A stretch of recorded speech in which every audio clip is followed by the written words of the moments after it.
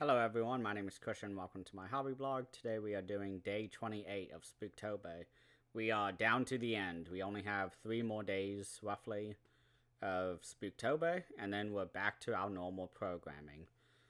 Today I watched a movie that I got for $5 off of Amazon, and this is one that I have been wanting to see for a couple years now since it came out in 2019, directed by Rose Glass. And this movie had a lot of good press from people who I trusted. So I knew I would love this movie, but I did not realize how much I would love it because it is so perfectly set up, perfectly paced, great acting, some really fucked up sequences, and we have an amazing performance by the lead in this movie who her name is Morvid Clark, and she eventually got hired on to Lord of the Rings Rings of Power as Galadriel. And if you still don't know what movie I'm talking about Saint Maud. I love this movie. Oh my god. So this is the perfect example of what I love about A24. First of all, is we have a logo that popped up right in the beginning of the movie as the opening credits was happening, and all it said was BFI, and on the bottom it said Grant. What's it called? Grant accepted or grant offered by X, or it was something like funded by taxpayer money, basically.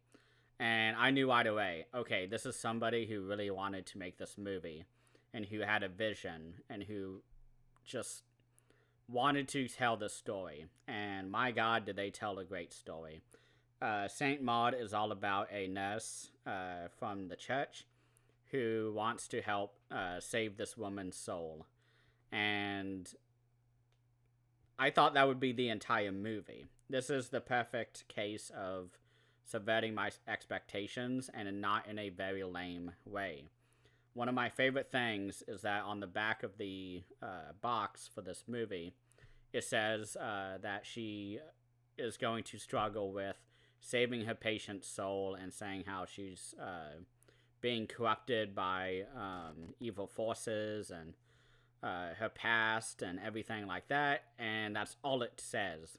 So I thought the entire movie was going to be her having to take care of this woman who is dying.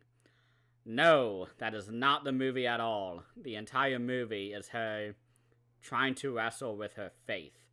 And I love movies like that. I am not religious myself, but I love drama. And there's no better sort of drama happening than somebody whose faith is being challenged. And this movie is constantly swinging for this character for, okay, this is making me believe, okay, this is actually making me doubt. And there are some really disturbing sequences through this movie where she hits her low point of her faith and she just goes out and starts having sex with people. She is trying to have some sort of human connection because throughout this movie, we don't really see any friends or anything like that. She is somebody who is just with herself. And we have a couple sequences in this movie where she is talking to somebody, and there's something weird going on. It's as if she doesn't really have the social cues to carry on a conversation. And it always feels as if she is going into a conversation with an agenda and trying to tell people how to live. And we get some really kind of fiery scenes in this movie, especially between Galadriel and I'm sorry, I keep thinking of her as that, not Maud. But Maud has a pretty intense sequence early in the film with the patient that she is taking care of. And oh my god. She just fucking slaps the patient. And right away I was like, oh my god, I was not expecting that because they're making fun of her and her faith. And she's standing there and they're even dressing her up with a napkin on her head. Like, it's really offensive and awful of her. to be having to deal with this. And she just slaps the patient who has cancer and is weak and who's having a birthday party too. So it's like all these different layers of sympathy that we have for the patient, because although we do have sympathy for Maud throughout most of the movie, we still feel really bad for everyone who's around her, because she is as much of a victim of what's going on as the patients are victims of her. And she is not a good, I guess, influence on other people. I was constantly wrestling with the question of, do I like Maud? And is Maud somebody who I should be cheering for in a protagonist sort of sense?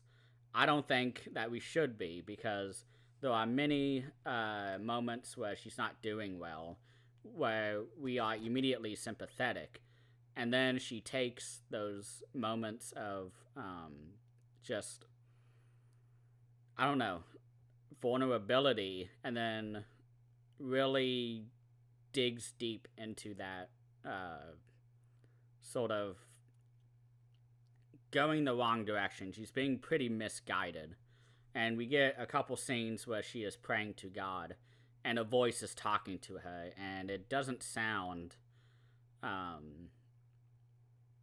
as if it's from a good God or anything like that.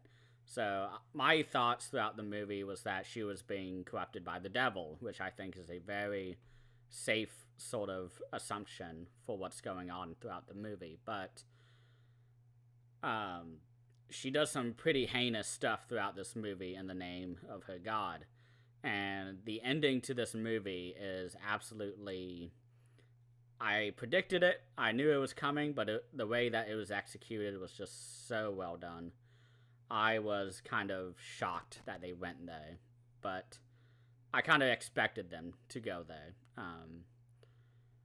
I try not to be spoilery, but I also really enjoyed some of the visuals throughout this movie. The cinematography, of course, was top-notch. This is a movie that they put out a proposal for, and they got a grant. They got taxpayer money, so they had to apply to even make this movie. And it got accepted, of course, because we're talking about it now. And, oh my god, whoever they hired to do the cinematography is great. It very much reminded me of another A24 film called Killing of a Sacred Deer. Killing of a Sacred Deer, which is Yorgos Lanthimos. A really great filmmaker from Greece, I believe.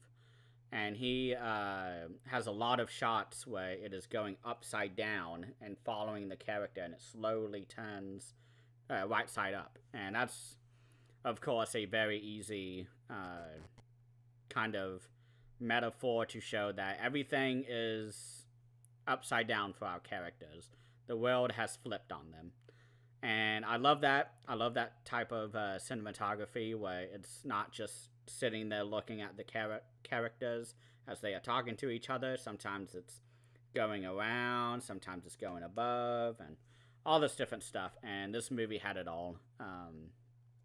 The script is very concise and quick, too. As I said, the pacing is just insane. I do not like the back of the box, though, because it gives a lot of spoilers in the pictures.